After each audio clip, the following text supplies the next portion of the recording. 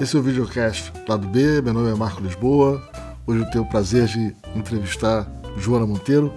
Joana é graduada em Economia pela UFRJ, mestrado e doutorado pela PUC do Rio e tem trabalhos em várias áreas, né? E não só trabalhos acadêmicos, como também como gestora pública. Joana trabalhou com o mercado de trabalho, temas como tributação e informalidade, se dedicou, né, na última década aos temas de segurança.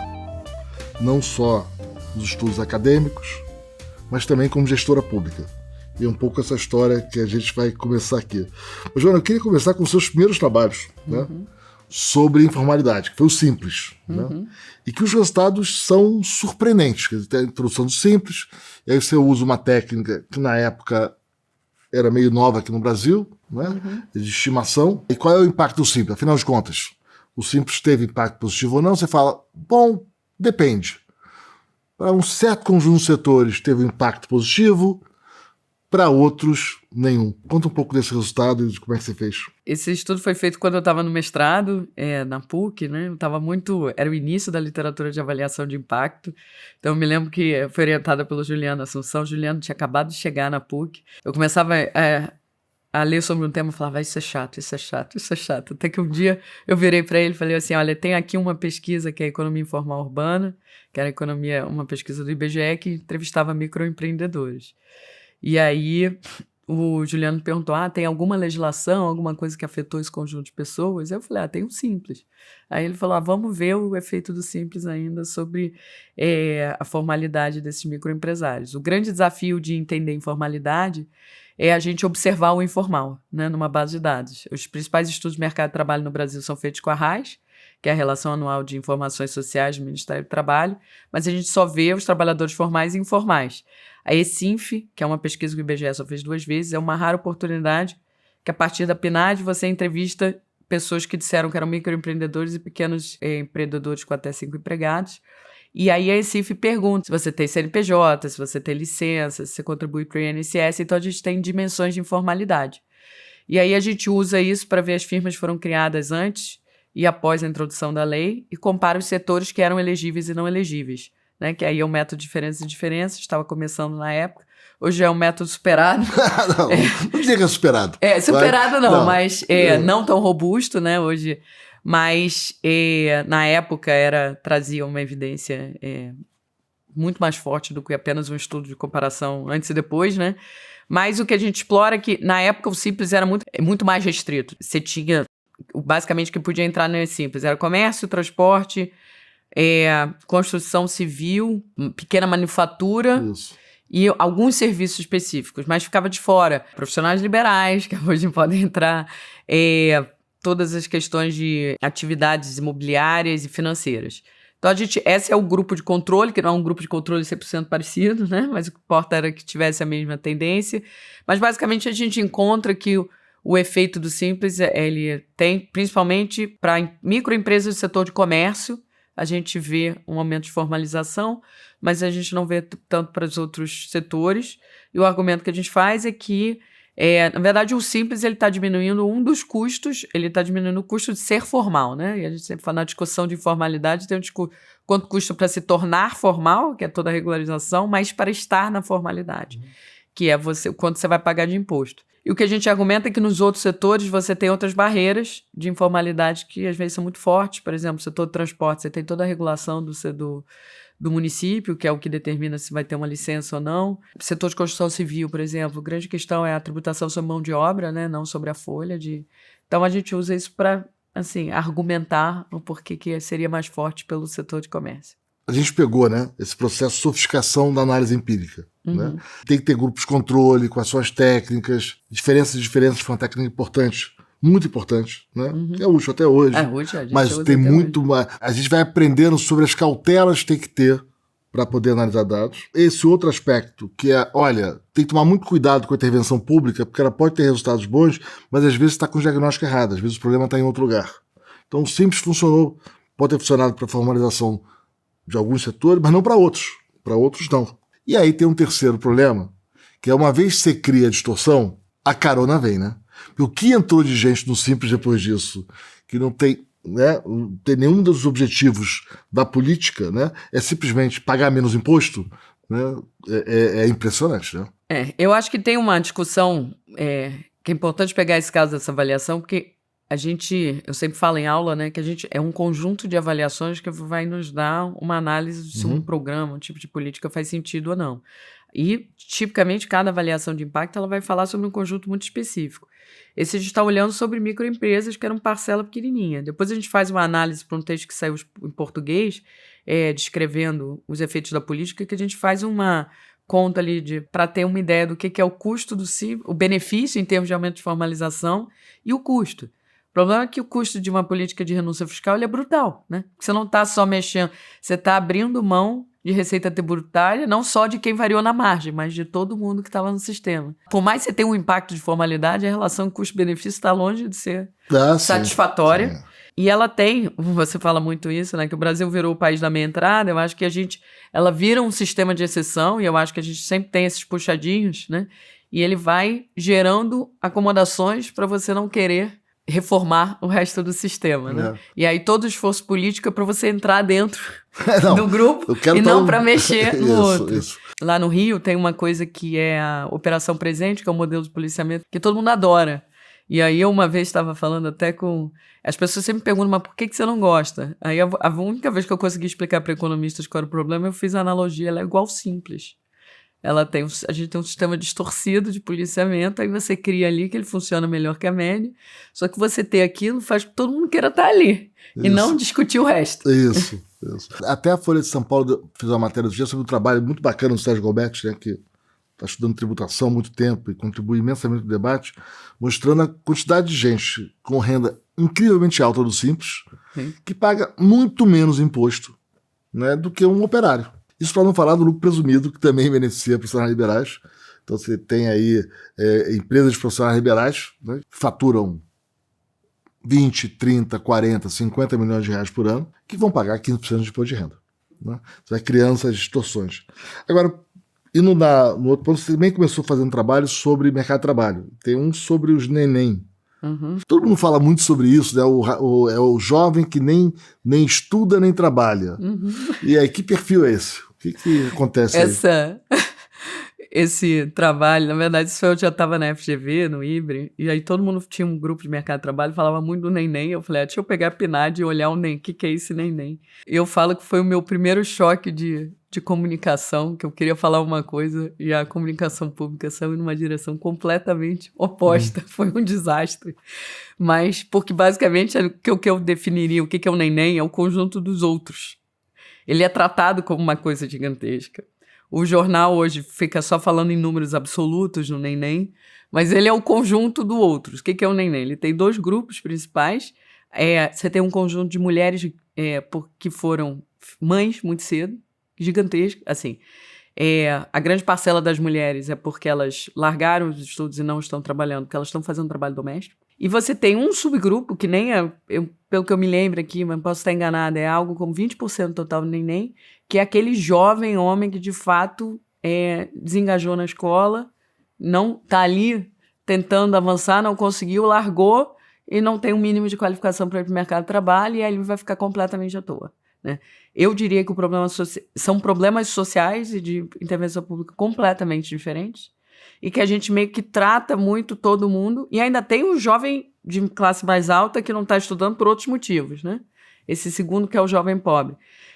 Então a gente fica falando, eu vejo hoje muito a mídia, né, querendo exacerbar o tamanho dos nenéns e são milhões e milhões de pessoas. Eu acho que mas eu diria que a gente tem que separar muito, principalmente o problema das mulheres neném e dos homens neném de baixa renda, que eu acho que são completamente diferentes. E como é que o pessoal leu esse seu trabalho?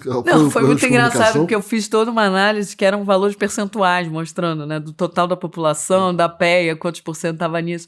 E os jornalistas simplesmente não entendiam os percentuais e falavam, por que você está falando percentual? Eu falei, porque importa o percentual. Não, mas me dá o valor em termos de milhão. E era uma época, isso foi 2013, a gente estava um mercado de trabalho relativamente bom ainda. E, na verdade, eu estava concluindo que o problema era muito menor do que as pessoas estavam dizendo. Você tinha um problema muito focalizado dos meninos pobres, e que aquilo ali era muito menor do que o volume que a gente estava dizendo. Aí o jornal fez a manchete dizendo, tem 5 milhões de jovens neném. E ficou, aí criou-se uma... Aí eu aprendi nessa vez que era o poder da Fundação Getúlio Vargas de pautar algo e do jornal, e aí foi chamada de capa do Valor Econômico. Aí todos os jornais começaram a replicar aquela reportagem e eu falava, meu Deus, mas é na direção contrária do que eu queria comunicar. Foi assim, meu primeiro trauma de... Temos que ter muito cuidado do que vamos colocar na mídia. Comunicação do trabalho, né? É difícil. Depois você teve uma série de trabalhos sobre temas de produção mineral, né, extração e economia política dessa área. Eu tenho dito que quem é especializado em métodos, a gente aprende a ser oportunista, né, de estratégias de o que a gente pode identificar a causalidade. No caso, eu sou do Rio de Janeiro, a gente sabia que no Rio de Janeiro a distribuição de royalties era uma coisa que tinha muito peso no orçamento estadual e municipal. Eu comecei a analisar o caso eu entrei no doutorado, que foi quando eu fiz esse trabalho, em 2007, que foi quando a Petrobras anunciou que ela tinha conseguido explorar o petróleo no pré-sal, desculpa. E aquilo, me lembro muito do governo federal, começou a dizer, é o passaporte para o futuro, vamos ganhar muito dinheiro. E eu falava, gente, a gente já tem uma experiência no Brasil que se distribuiu muito dinheiro para vários municípios, porque eram municípios confrontantes da plataforma de petróleo.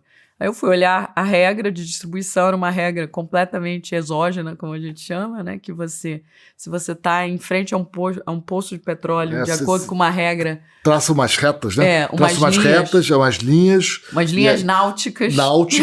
E aí tem um poço de petróleo ali, aí a linha foi traçada dessa maneira, eu tenho direito a um pedaço daquele royalty. Eu nunca entendi por que royalties para cidades. Eu também não entendo. Eu acho que é a parte da aberração da lei que a gente não discute.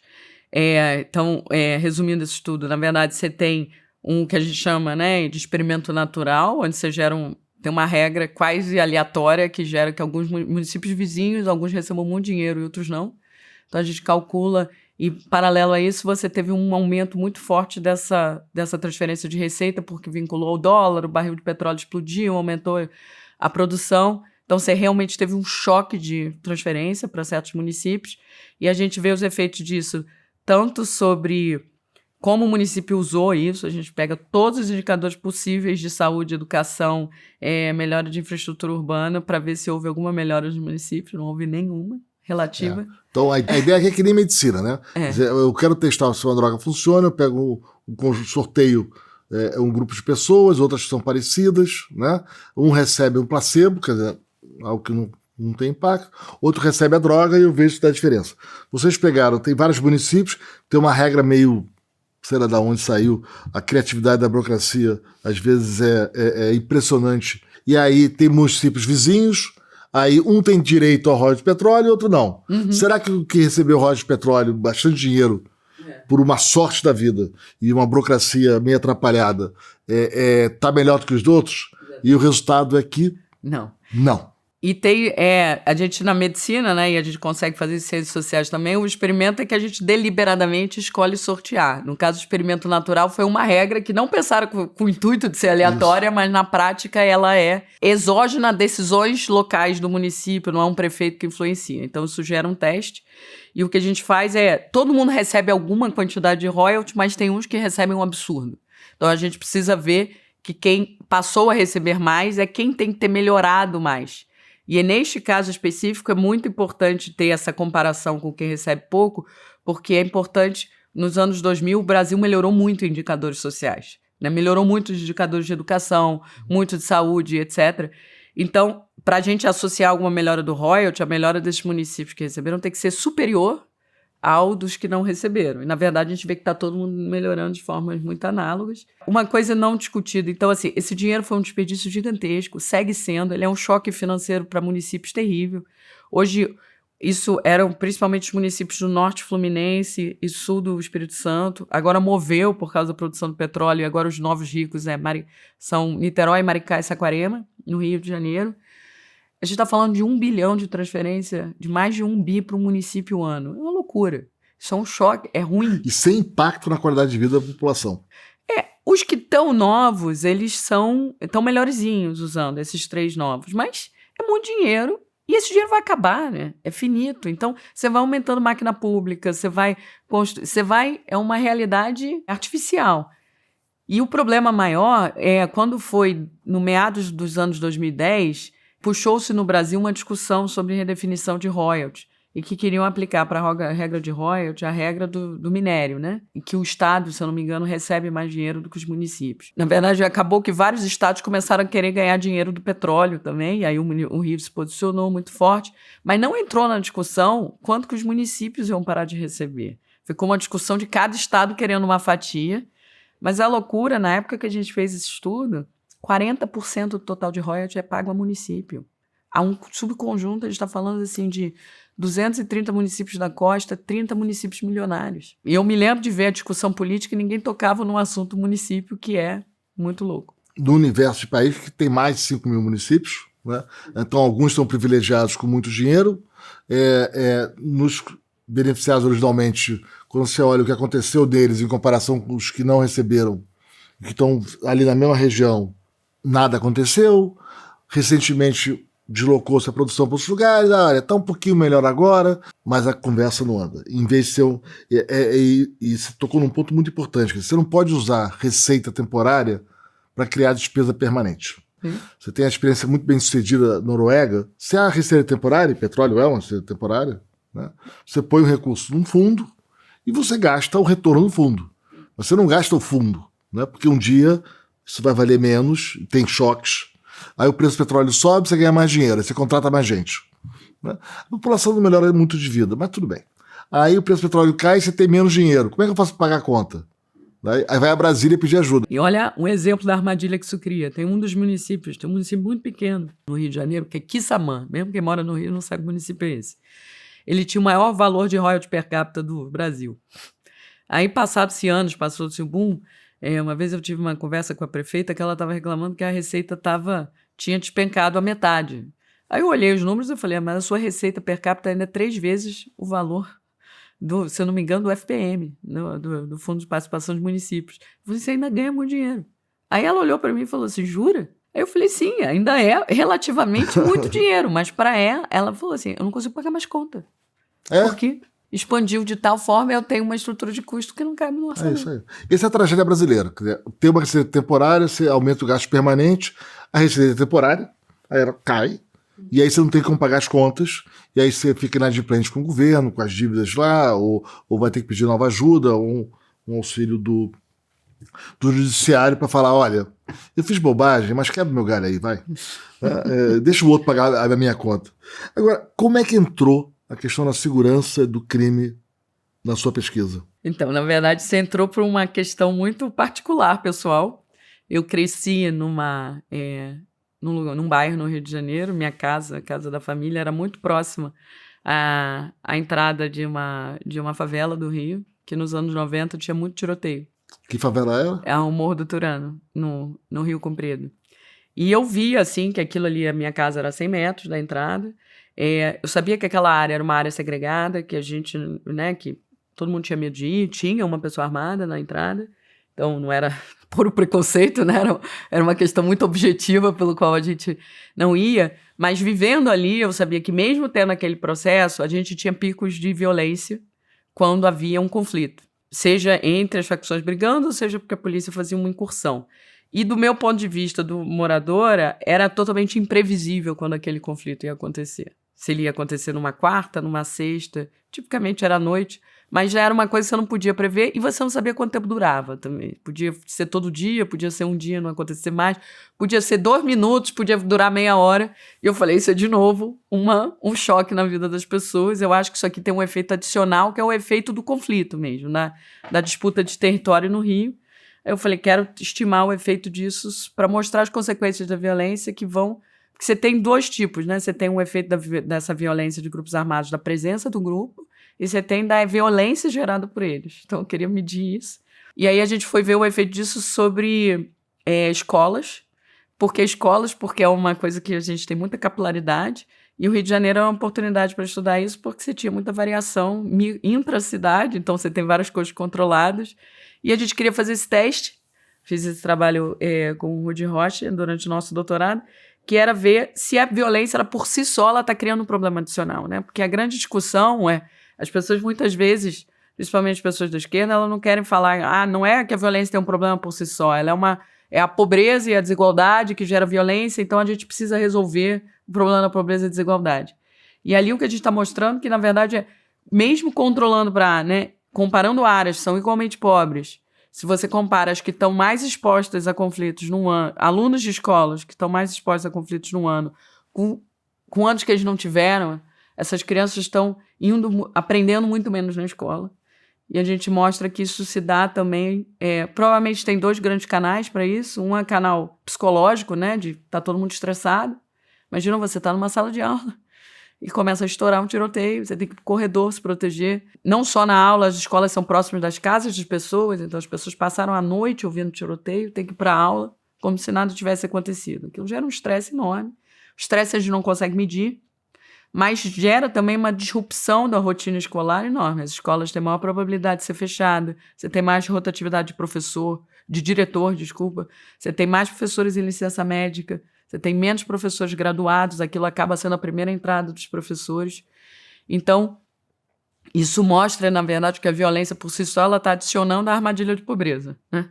Ela está transformando o desafio de educar pessoas de alta vulnerabilidade social, tornando eles ainda maior, que é quem está em zona de conflito. Quer dizer, a criminalidade e a violência aumenta a pobreza. Sim. Tem uma causalidade inversa à intuição das pessoas. Exatamente. Que também acontece nesse caso. Agora, tem um aspecto que é muito, acho que, surpreendente para as pessoas, né? Evidência anedótica, como dizem os americanos, né, que eu tenho, que é quando a gente fala assim, olha, está muito menos violento do que já foi o Brasil, tá?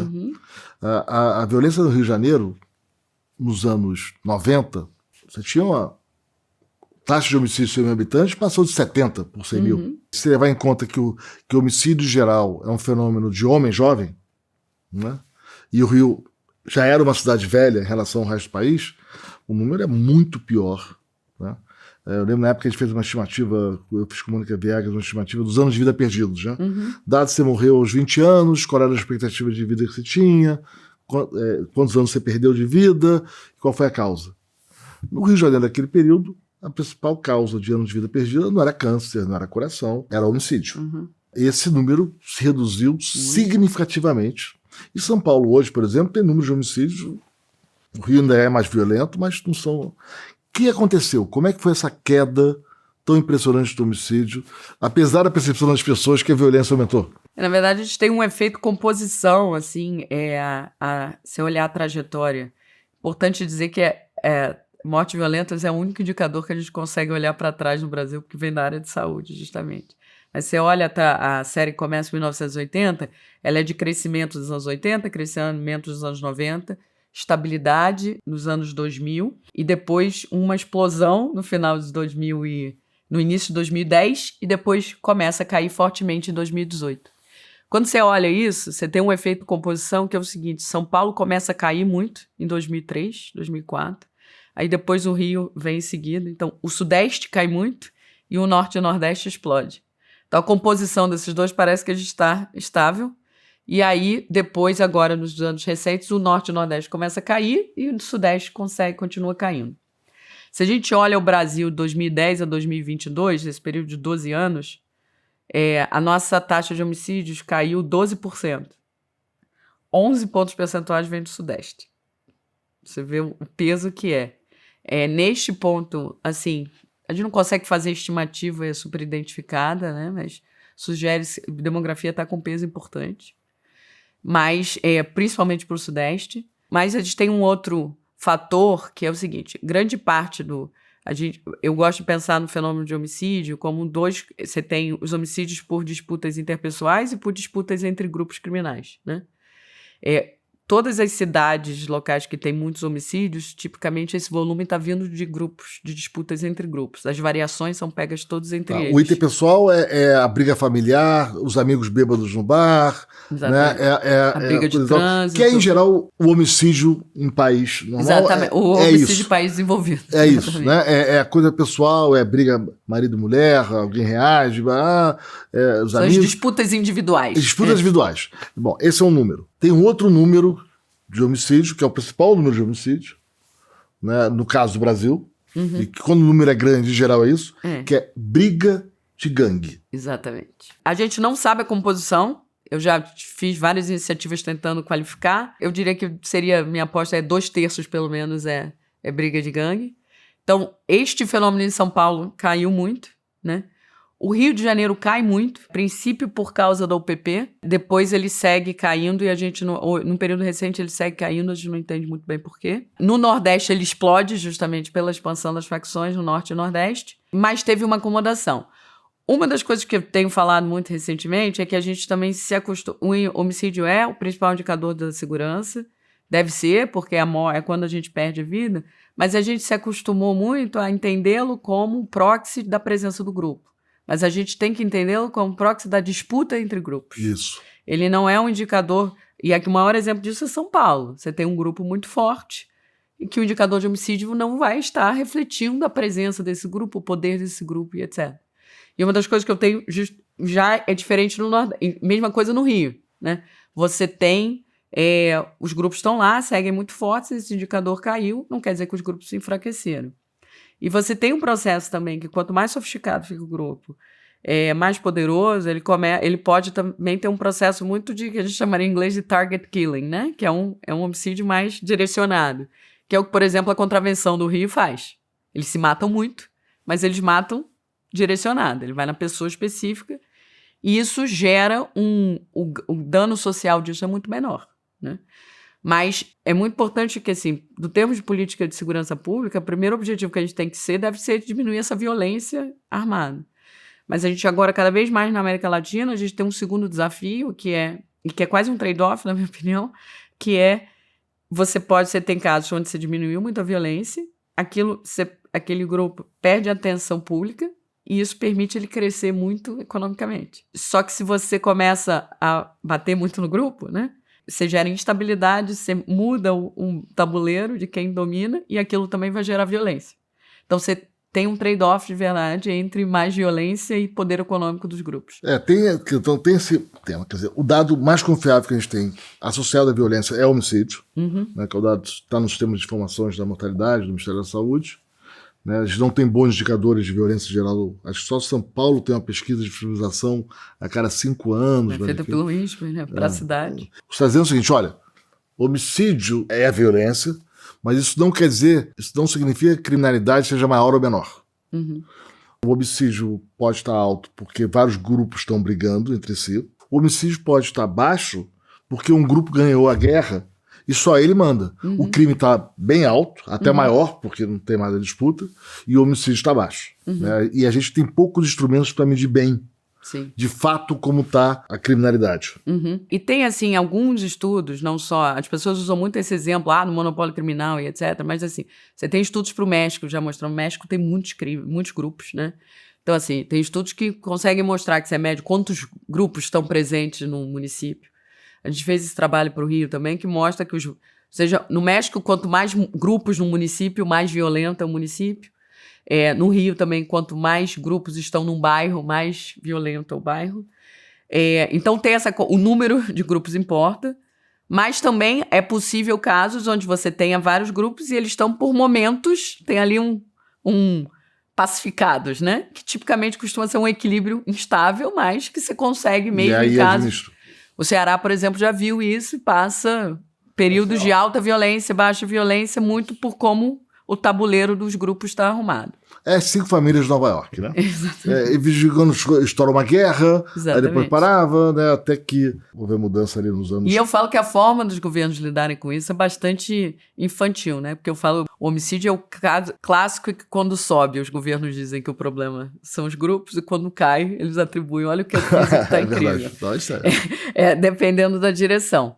Você também começou uma agenda grande de pesquisa para entender o impacto de ações de política pública na criminalidade.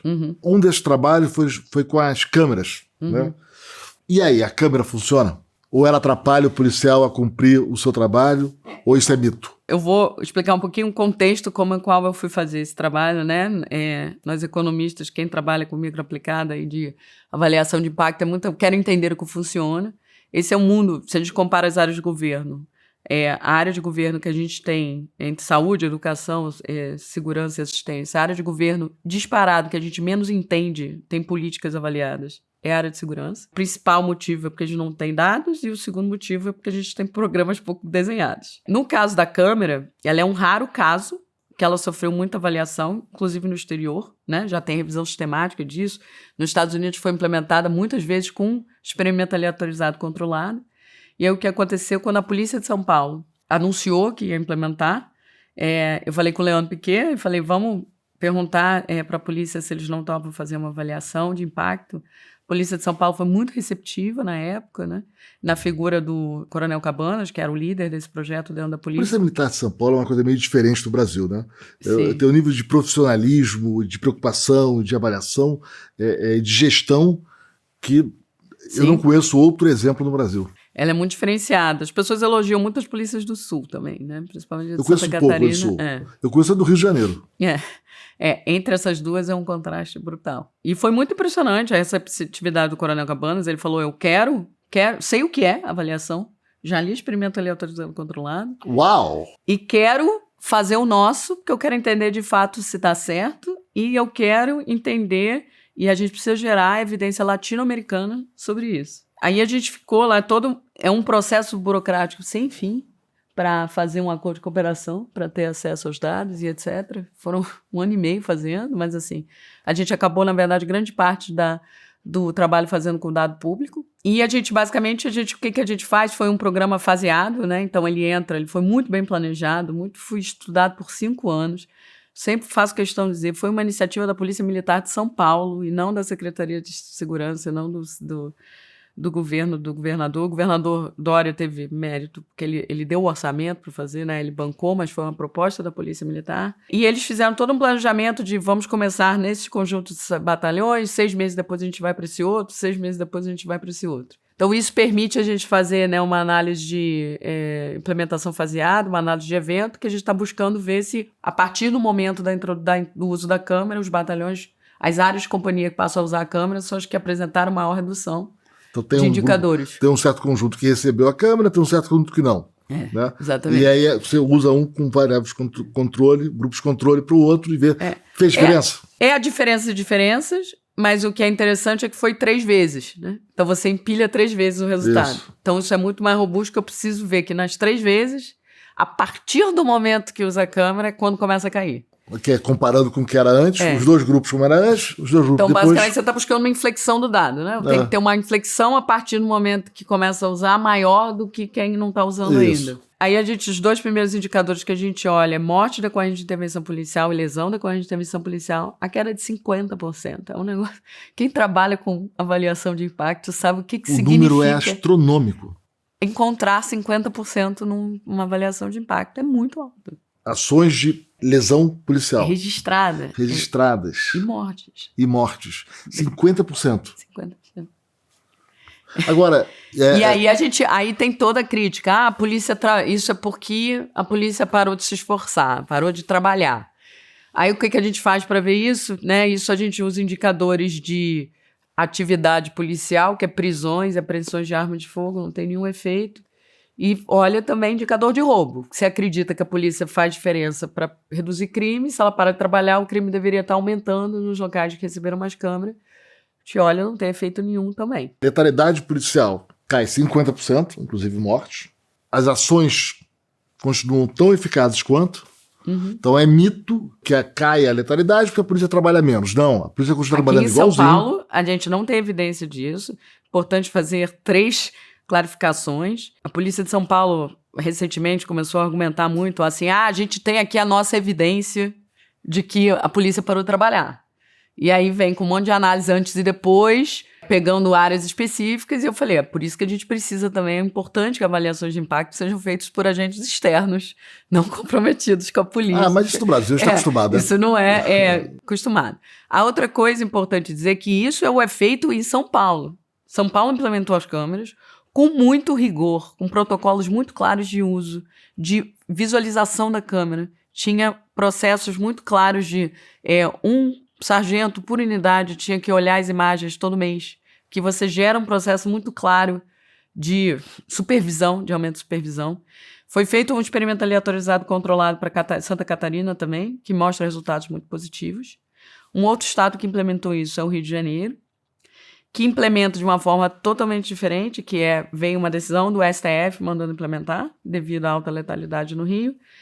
E a gente, o Rio implementa tudo de uma vez, e a gente no Rio não vê a partir do momento que começa a usar, tem uma queda muito grande. A gente não consegue um grupo de controle para o Rio, porque é muito rápido. Mas você não vê, mesmo na série temporal, uma virada. Aqui em São Paulo é tão grande que a série temporal está virando. Importante dizer que em São Paulo, grande parte desse efeito volta esse ano, tá? A gente está retornando.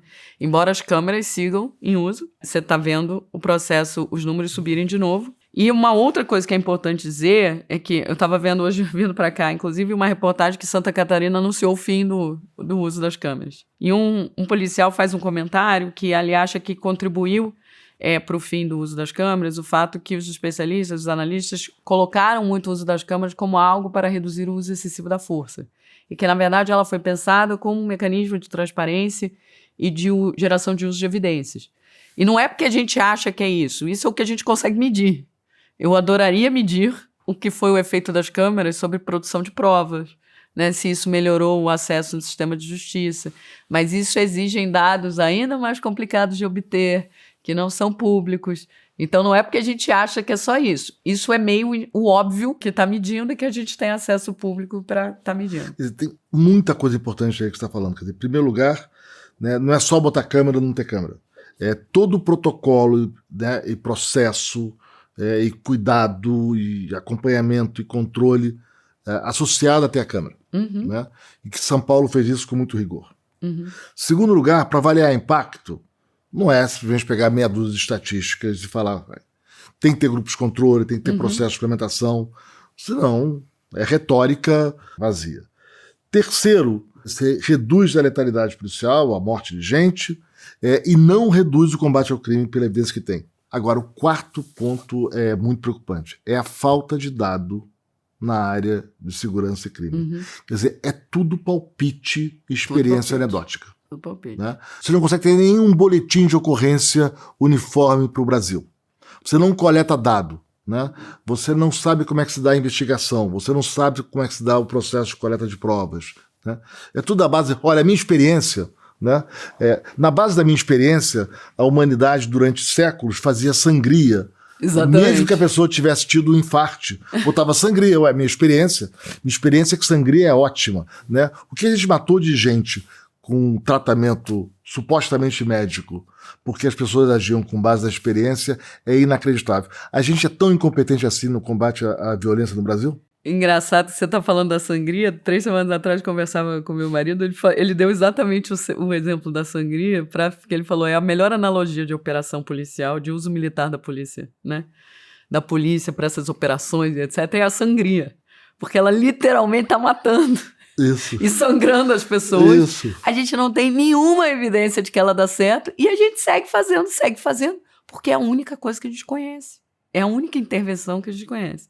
Eu tenho dito que a gente, na área de segurança, eu faço muita analogia com a área de medicina, Marcos, porque eu acho que é o que as pessoas entendem.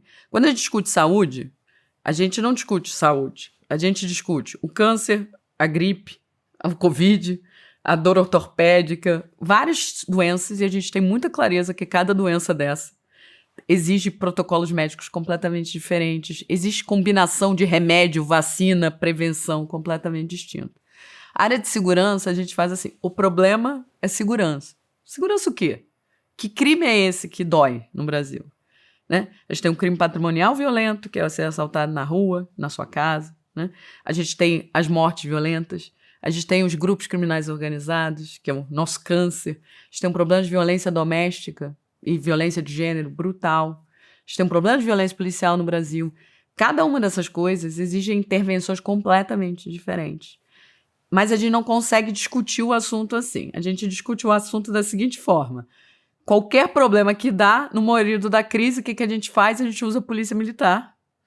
Importante dizer, por quê? Ela é a polícia de pronto emprego, que você consegue botar na rua com facilidade, porque a vantagem de ser militar é que manda fazer e faz. E eu falo que isso é um analgésico genérico dado para tudo, né? Mais polícia, sempre a militar, nunca a de investigação. E aí, quando dá errado, a gente fala assim, deu pouco. Aumenta a dose do analgésico. E aí aumenta a dose, sangria. Aumenta a sangria. Isso. E com a lógica, as pessoas sabem, tá? É importante dizer. Todo mundo sabe, os policiais reconhecem. A gente está enxugando gelo. A gente deu um analgésico, parou a crise hoje. É igual, parou a nossa dor hoje. Mas ela vai continuar lá, o problema está lá. O que a gente precisa sair desse mundo? Primeiro, a gente precisa focar nos problemas específicos e analisá-los de forma específica. Qual a grande dificuldade que a gente tem hoje? Primeiro, falta de liderança, de que entender que cada problema, de visão sistêmica, de que é assim que se vai, né? E aí essa falta de liderança está ligada ao fato que as pessoas que lideram esse campo hoje, elas não são treinadas praticamente em nada com análise de dados, né? Quem decide na área de segurança não teve formação em análise de dados, não teve formação em gestão pública, não teve formação em análise de gestão pública. E a outra coisa que mesmo que queira, não existem os dados. Os dados não são estruturados. Para deixar muito claro quão dramática é a situação do sistema de informação no Brasil, a gente discutiu aqui o homicídio, né? O homicídio é o principal indicador de segurança do Brasil, porque tem que ser, e é de qualquer país, mas a gente tem ele porque ele vem da área de saúde, como você colocou. O segundo indicador que a gente deveria ter é a taxa de roubos, né? Ele não existe no Brasil. O Ministério da Justiça não computa. A gente não tem uma série histórica. A gente não tem comparação entre municípios no Brasil. A gente não consegue nem padronizar o boletim de ocorrência. Uma coisa meio elementar, né? Elementar. Para poder ter um dado agregado. Quer dizer, então tem que ter a produção de dados, tem que ter equipe técnica para fazer o diagnóstico, tem que ter avaliação independente do gestor. Sim. Isso são princípios básicos de governança.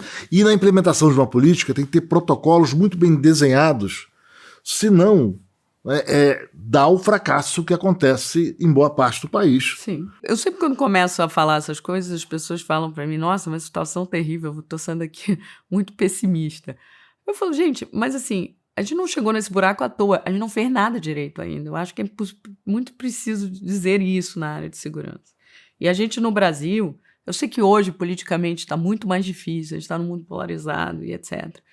Mas assim, o que a gente fez na área de saúde no Brasil, estruturando o Sistema Único de Segurança, de saúde, é incrível.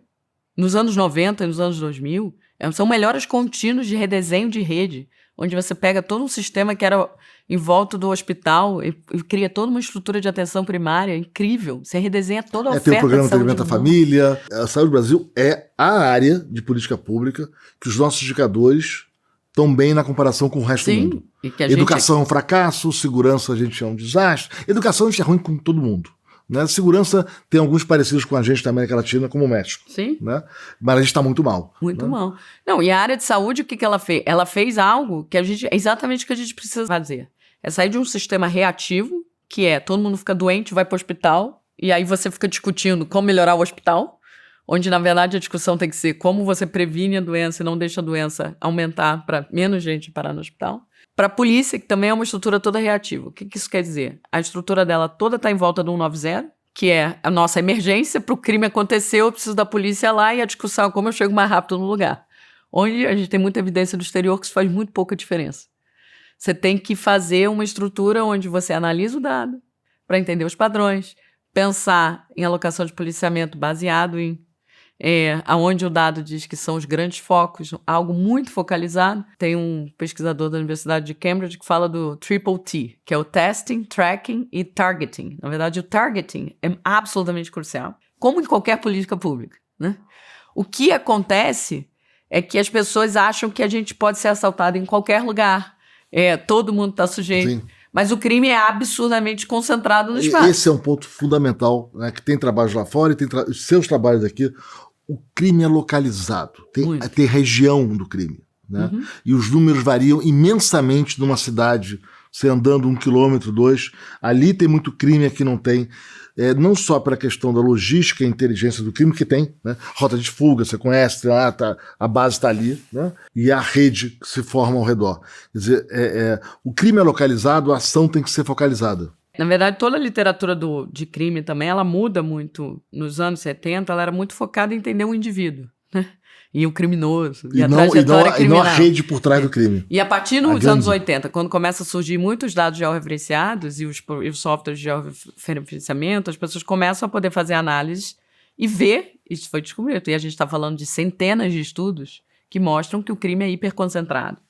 Importante dizer, todo crime é concentrado, não quer dizer que um mapa de homicídio será igual ao mapa de roubo, que será igual ao mapa de violência doméstica. Doenças diferentes, problemas diferentes. Assim como todas as doenças também têm o seu padrão de concentração. Assim como no meio ambiente a gente vê lá as chuvas e etc, tudo concentrado. É a mesma Tem que entender o contexto e o problema local. Para dar uma ideia de quão dramático que é um padrão tão grande que o David Weisbrod cunhou uma lei de concentração de crime no espaço, onde 4 a 6% dos segmentos de rua concentram 50% do crime.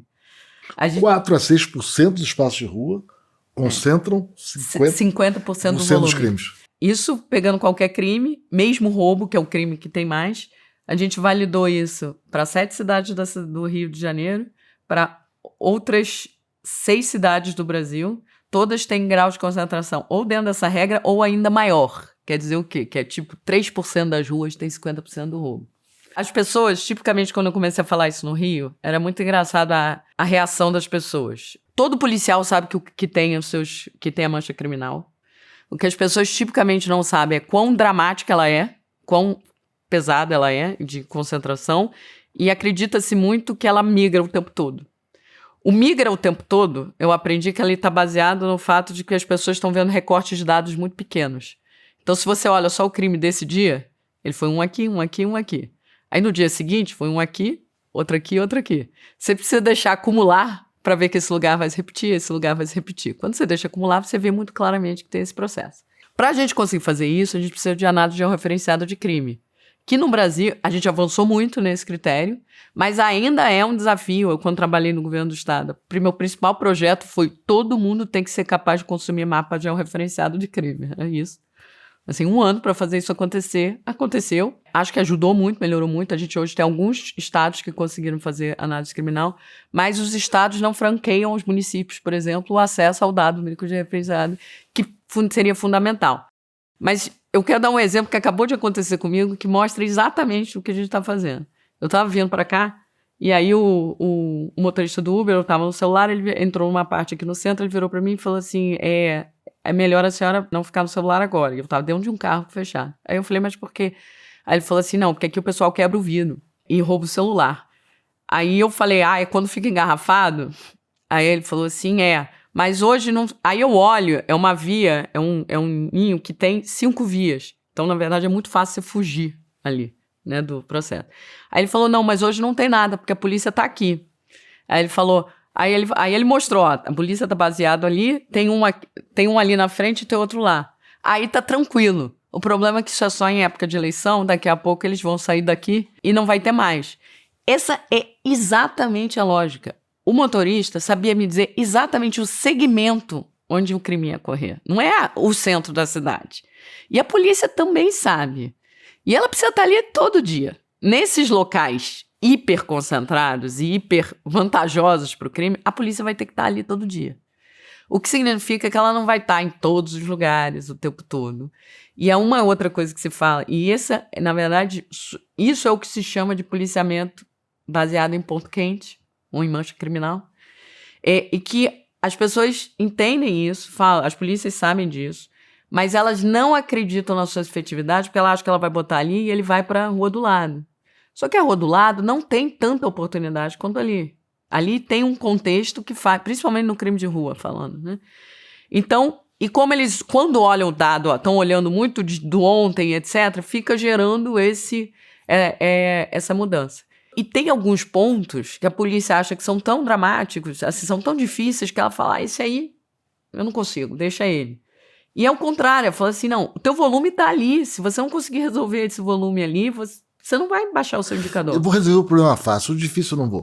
Né? Dados, inteligência para analisar dados, gestão, protocolos, né? E concentrar nesses lugares que 4%, 6% das regiões, que é onde o crime de fato acontece, você tem que mapear isso usando georreferenciamento, que, aliás, isso vale para muita coisa, meio ambiente. Muita coisa, para quase tudo. Aí você começou também uma pesquisa mais recente, as novas tecnologias de programação são espetaculares, né? Usando processamento de linguagem natural para analisar o disque-denúncia, né? As denúncias, e para ver impactos de política pública com base nas denúncias. O que deu isso? Deixa eu só aqui separar, que eu acho que são duas agendas muito importantes, que assim, essa coisa ainda do policiamento em ponto quente, isso é uma coisa, a gente quando fala, né, eu dou aula de política pública baseada em evidência, que eu falo sempre que ela tem dois pilares, né? Um é, vamos ouvir, ler o que já foi feito e avaliado em outros lugares para sugerir o que a gente deve fazer, mas também quando a gente for fazer algo, se é novo, se a gente questiona, vamos fazer com o protocolo de teste para ver se vai fazer diferença. Então, a gente fez isso com o policiamento ponto quente em Curitiba no ano passado. Foi incrível, com a polícia, fazendo todo esse processo de sentar com eles e ver a análise de dados. A polícia entendeu a gente explicou o que era o experimento aleatorizado controlado, entenderam, compraram uma ideia. Fizemos por 3 meses, alocamos aumento de policiamento em pontos quentes. Identificamos 422 pontos quentes que tem 22% do roubo de Curitiba. Sorteou metade para ter aumento de policiamento. A polícia cumpriu o protocolo. Usamos GPS de dado. Espetacular. Para medir o aumento de tempo. Mostramos redução de roubo. Mas o mais interessante desse projeto Marcos, assim, ele não só valida absolutamente toda a evidência que a gente tem posterior, os resultados são exatamente iguais em Curitiba, e vamos falar, Rio de Janeiro é diferente. Mas foi um processo de troca com a polícia incrível. E de entender o valor do método científico, de entender que, olha, eu não estou preocupado com o resultado, eu estou preocupado com essa metodologia certa pode dar qualquer resultado e eu vou aprender com esse resultado.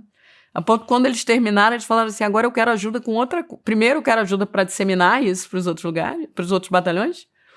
E o outro agora eu tenho um outro problema, que é a Patrulha Maria da Penha.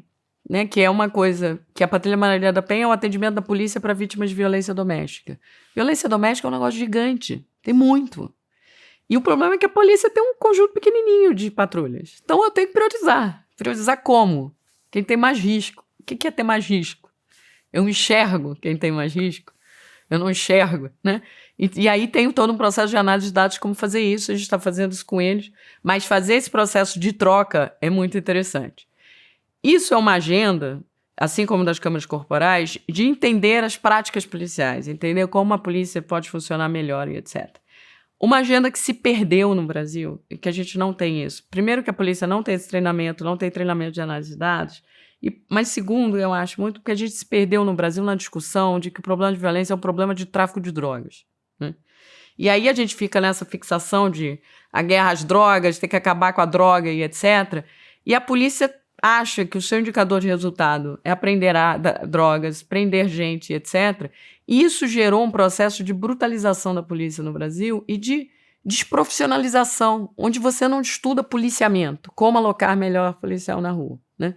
Então, eu acho que tem uma agenda enorme aí de pesquisa e de trabalho de como melhorar a polícia no contexto brasileiro com essas instituições um desenho institucional ruim, que é muito ruim, né, de uma polícia militar e uma polícia civil, que uma opera até o crime acontecer e outra depois de acontecer. Muita gente acha que tem que mudar o modelo, eu não acredito que a gente tenha capacidade política de mudar o modelo, a gente tem que pensar como melhorar, olhar o que é feito com as condições que temos. Mas aí tem um outro mundo, que é o mundo dos grupos criminais armados, que é essa pergunta que você fez do Disque Denúncia, que é o nosso câncer da segurança pública, o câncer que está entrando em metástase, que é um problema muito profundo, que a gente entende quase nada nos mecanismos de transmissão e principalmente de como contê-lo. Porque é isso, né? Um câncer explode e que a gente tem que falar, assim como cânceres e metástase, em mecanismos de controle, não de extinguir. Talvez em alguns lugares onde ele está começando, exatamente como câncer, a gente pode falar em acabar com ele. Mas num caso como o Rio de Janeiro, a gente tem que falar em controlá-lo, a sua expansão. Para fazer isso, a gente, quando vai cuidar de um câncer, a gente faz um monte de exame, né? De imagem, ver onde ele está e etc. Eu trabalhei 6 anos no governo do estado do Rio.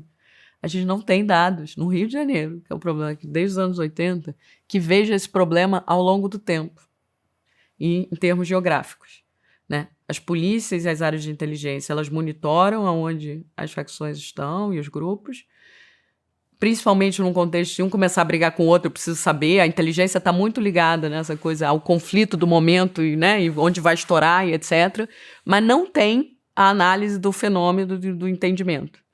E aí, vendo muito isso, falei, a gente precisa entender melhor isso, precisa entender.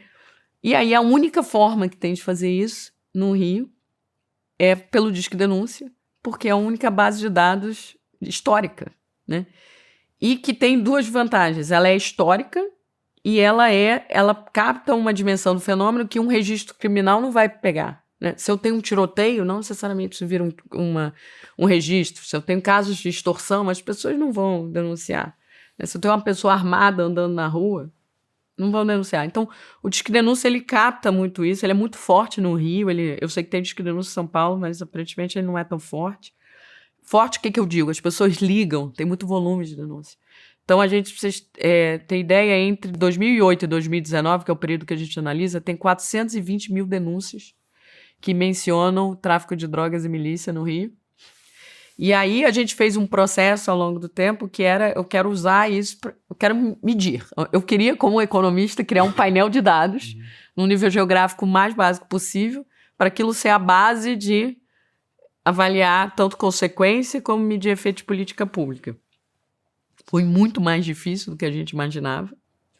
Primeiro, a gente começou só, busca a palavra-chave, milícia e tráfico. Eu descobri que tinha um monte de falso positivo, que é o quê? Todo policial corrupto virou miliciano no Rio hoje, a palavra. Todo mundo chama de milícia. Tinha um monte de denúncia de microtráfico, de venda de droga. Eu falei, a gente quer medir controle de território. Vocês chamavam de milícia quando era um policial militar? Qual o tamanho da base de dados vocês têm? O Disque Denúncia, ao longo da sua história, tem 2 milhões de denúncias. Para esse tema, tem 420 mil. Aí você botava, né? Começou buscando temas... E aí você fala, caramba, não é tão simples assim. Né? Porque dizem que é uma coisa, mas na verdade é outra. Aí a gente começou a falar, a gente precisa entender o que é o que a gente quer buscar. A gente quer buscar o grupo que tem controle territorial. Como é que a gente define isso? Aí a gente viu que as pessoas estavam usando toda a sua energia para estudar os grupos das Comando Vermelho, com as facções do Rio e os grupos milicianos, para enfatizar a diferença deles e não as semelhanças. E aí a gente falou, não, a gente quer entender o que eles fazem, e aí a grande diferença é a relação com os agentes, né, públicos, né? Eu falei, não, quero entender os elementos centrais dos dois, que a partir daí a gente vai entender a diferença. Quando começou a fazer isso, todo mundo começou a criticar. Você, ao fazer isso, vai estar minimizando a importância da milícia. A milícia é muito mais grave, você não pode botar lá na mesma reta do Comando Vermelho. Eu falei, gente, eu só quero entender controle de território. É só isso. E aí a gente faz isso, então a gente quer entender grupos que têm controle ostensivo armado, a gente quer pegar denúncias que têm um controle ostensivo armado, mencionando, tem barricada, tem gente com radinho, tem alguém carregando uma arma, mais denúncias que mencionam atividades econômicas, exploração de atividades econômicas, seja droga, seja gás, internet, TV a cabo, jogo, empréstimo, tem de tudo. Aí a gente faz uma lista enorme de atividades que a gente já ouviu falar e começa a usar processamento de linguagem natural para classificar as denúncias, criar as variáveis. E aí, o que a gente quer é identificar um conjunto de lugares onde eu tenho várias denúncias que mencionam o nome do grupo fazendo aquelas coisas. Vou estar perdendo muita coisa no processo, mas eu quero dizer que quando eu digo que está ali, né? E a partir dali a gente criou um painel para entender. Eu falo, ela é a base da base. Esse trabalho eu comecei a fazer dentro do Ministério Público. A gente segue fazendo. Para mim foi muito impressionante, Marcos, ao longo do tempo, como eu tinha que explicar para as pessoas o porquê disso. As pessoas não entendem. Falava assim, mas isso não alimenta nenhum inquérito. Eu falei, mas eu não preciso alimentar nenhum inquérito específico. Eu estou tentando entender para onde estamos indo. E eles falaram assim, mas isso não é prova. Eu falei, é um disque denúncia. Eu falei, eu sei, não estou em nenhum momento eu disse que é prova. Então, mostra o tamanho do buraco, da lógica analítica que a gente tem, da ausência de capacidade analítica desse mundo de entender o fenômeno que a gente tem. Você também tem muito trabalho sobre as UPPs, né? Então, para quem não é carioca, né, o Rio começou, acho que com César Maia, um trabalho importante de levar o Estado para a favela, né, para as regiões. Né? Isso foi se ampliando com o tempo, não só o Estado entrar, o policiamento entrar, o cuidado entrar, e as UPPs foi parte desse processo de pacificação, né? E também a política pública chegar no cidadão. Como é que você avalia o resultado dessa política e se ela foi tão bem sucedida, por que retroagiu? A gente tem uma avaliação, eu fiz com o Cláudio Ferraz e o Bruno Antônio também, uma avaliação de impacto da UPP. A UPP também entra em vários lugares, né? Então a gente compara as favelas que entraram antes e depois, né? Ao longo também é uma análise de evento, a partir do momento que entra, você tem que estar vendo a melhora. E também as áreas de delegacia com... A UPP teve um resultado muito forte no início, assim, ela promoveu reduções muito expressivas, não só nas comunidades afetadas, mas em todo o entorno. Em redução de roubos, redução de tiroteio e principalmente redução, grande indicador é redução de uso de morte pela polícia, né? Mas a redução de morte pela polícia e tiroteio é muito forte. Tiroteio medido pelo disque denúncia. Foi aí a segunda vez que eu usei o disque denúncia também para estar medindo isso. Quando você ouve as pessoas falando ela avança muito rápido e num período muito curto. Eu acho que ela tem um mérito muito, porque deu muito certo. Ela foi usada, né, como estratégia política ali, o Sérgio Cabral foi o principal carro-chefe dele na reeleição e depois se falou muito, se criou muita ideia de que o PP não deu certo porque faltou a área social. Eu meio que discordo dessa visão. Eu acho que a gente tem que pensar nessas ações de polícia como condição necessária, mas não suficiente. Mas ela é a base de tudo. Com base de tiroteio, como o meu trabalho mostra, você não vai ter provisão de saúde, você não vai ter provisão de educação. A dificuldade é o seguinte, a resposta da área social é muito mais lenta do que a resposta da polícia. E outra crítica que tem muito, o PP foi só a polícia militar. Ela foi só a polícia militar, porque só a polícia militar que você consegue botar no terreno rápido, pronto emprego e etc. Você não tem mecanismos de incentivos para fazer a polícia civil trabalhar. Você não tem mecanismos de incentivo para fazer a parte de investigação andar rápido. É muito mais difícil. Então, é muito mais fácil mexer via polícia militar, por uma restrição de poder público. Mas pela pressa, assim, se pecou em muitas coisas. Ela estava ali, ela era uma solução inicial, eu falo que ela em termos de modelo de policiamento, ela era a primeira fase para você pensar a partir dali o que eu faço, né? Tanto do ponto de vista social, não só de educação, mas de pensar ali em envolvimento de jovens, que eu acho que isso realmente não teve nenhuma estratégia pensada de prevenção de jovens mais focalizada. Mas mesmo do ponto de vista policial, o início era satura o terreno com um monte de gente. Com gente nova, porque não vai estar ligada aos mecanismos da polícia. Mas você não mudou nada sobre como a polícia funciona, como ela promove, como ela treina. Você, inclusive, gastou muito pouco tempo pensando em treinamento. Assim, tentou-se muito, tá? É importante dizer. Mas era difícil, era muita coisa para fazer ao mesmo tempo. Acho que a pressa foi terrível. E ela deu muito certo nas pequenas. Quando ela chegou nas grandes comunidades, há quem diga que ela nunca controlou as grandes comunidades de verdade, né? E houve, assim, pressa política, entrou-se no governador, né, não da Secretaria de Segurança, entrou-se no alemão muito rápido, por necessidade. O Comando Vermelho tocou fogo na cidade inteira depois da eleição, então aquilo gerou a necessidade de entrar no alemão, que foi a grande marco da UPP, mas foi um marco na entrada, mas segurar aquilo ali era muito difícil. Então, assim, eu acho que ela tem alguns méritos e alguns problemas, né, como tudo. O grande mérito, que eu sempre gosto de dizer, é que ela foi a primeira política com o objetivo certo na área de segurança. Ela é o único exemplo que a gente tem, fora algumas coisas pontuais, onde está escrito em um decreto, que foi feito ex post, não no momento, mas que diz que o objetivo da política pública é recuperar o monopólio da força nos estados, do Estado nos territórios e reduzir a violência armada. A gente até então, e até hoje, todos os nossos objetivos de política é acabar com a droga. algo impossível de ser alcançado, né? Acabar com o tráfico de drogas. E tinha essa discussão, né? Vai acabar com o tráfico, etc. Mas eu acho que tem questões que poderiam ter sido aprimoradas de foco, né? A lógica dela de ocupação, a lógica territorial de um do lado do outro, que em termos de sustentabilidade de orçamento público é impossível. Ela trabalhava com um nível homem-terreno que era impossível levar para todo o estado. Então, eu acho que tinha coisas ali de desenho que eram difíceis de serem sustentadas.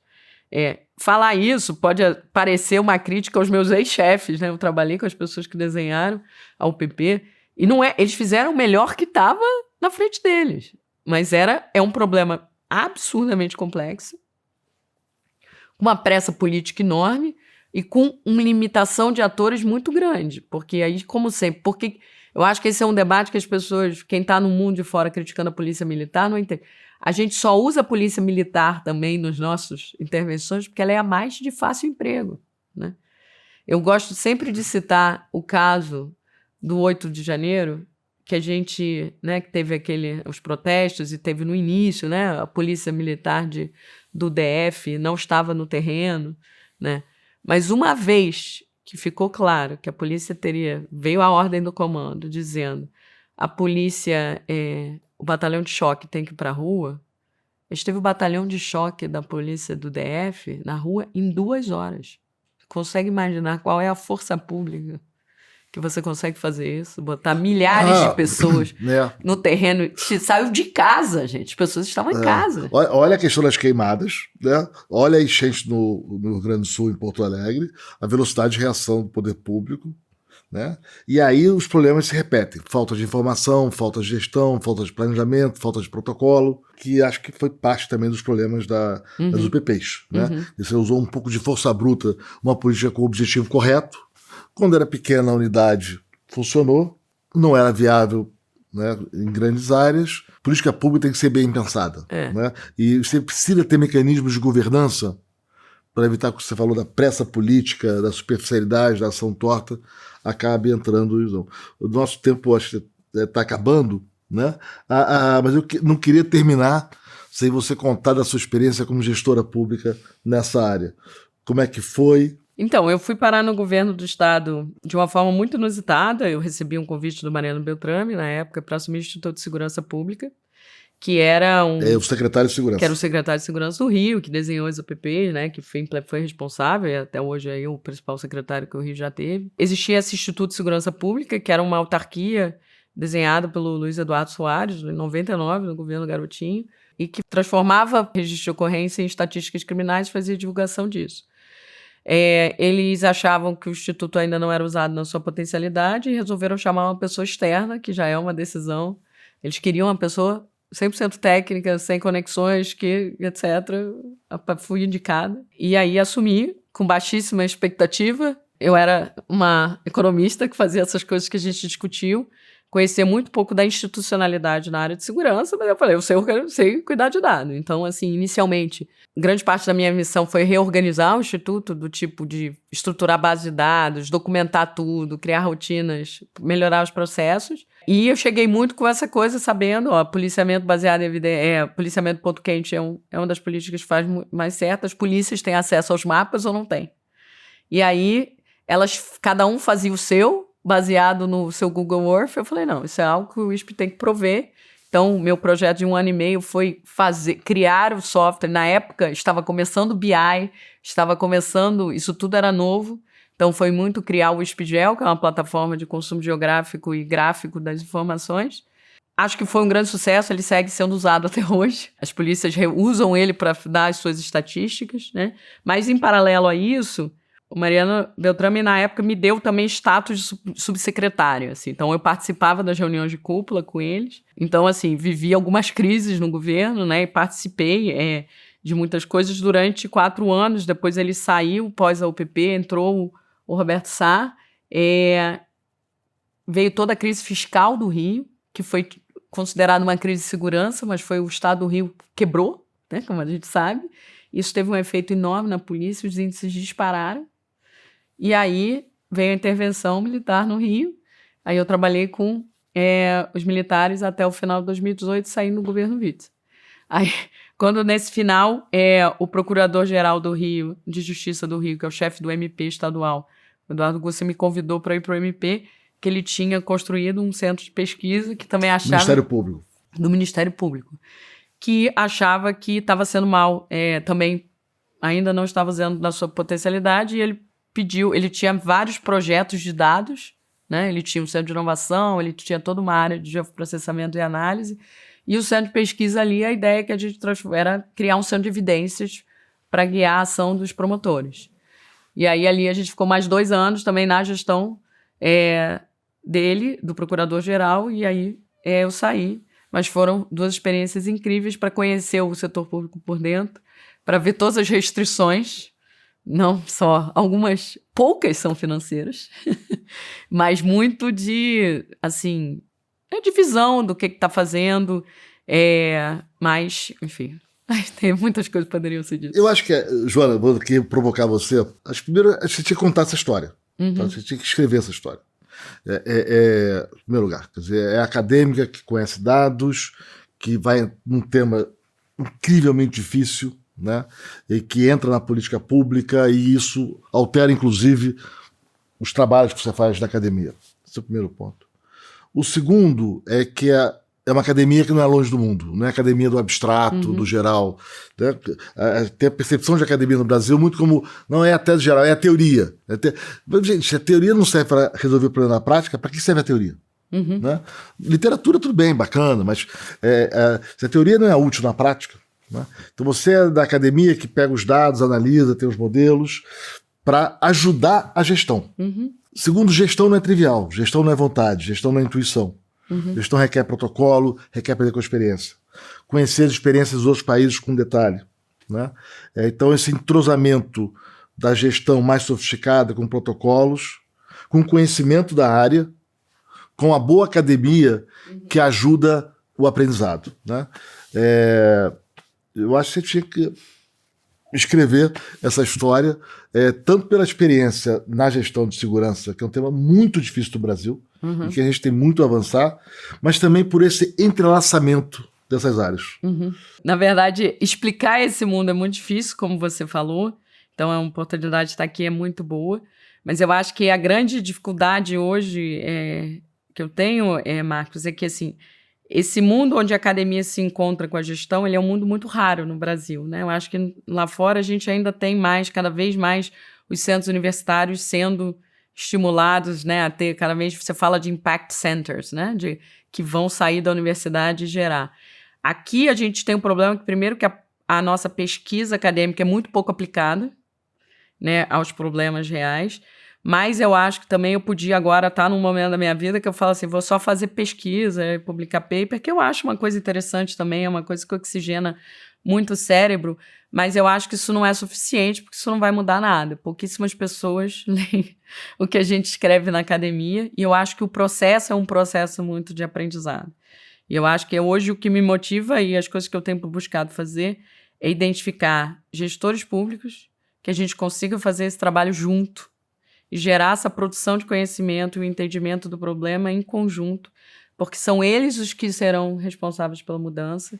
Importante dizer, há muito no governo muita gente motivada querendo fazer, mas não tem tempo, não tem instrumentos, é uma cabeça duas cabeças tentando pensar em problemas muito complexos e que varia o mundo. Você está falando que eu devia escrever sobre isso, na verdade o que eu penso cada vez mais que eu preciso escrever é mais do que a minha trajetória, é discutir problemas de segurança pública, discutir roubo, depois discutir crime, grupo criminal. Não, mas tem a vantagem, como você transitou nos 2 mundos, né?